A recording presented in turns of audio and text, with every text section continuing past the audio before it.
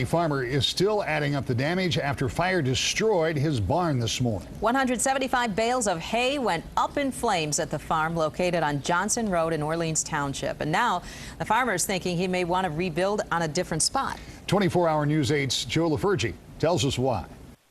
Well, this shows you just how tough it is to put a fire out in 175 bales of hay. You gotta pick it apart, wash it down, and then wait for the next hot spot. A neighbor pounded on farmer David Brown's door about 1 o'clock Friday morning to let him know about the fire. I got the cattle out, had a couple dogs by the barn, I got them out.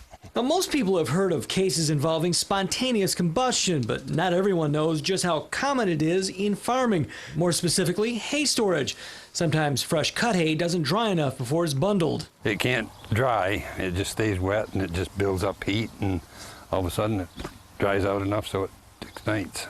Which is what the fire chief thinks happened at the Brown farm overnight. 7 departments were called in to help fight the blaze. We put about 30,000 gallons of water on it, just our department. But these are hard to put out.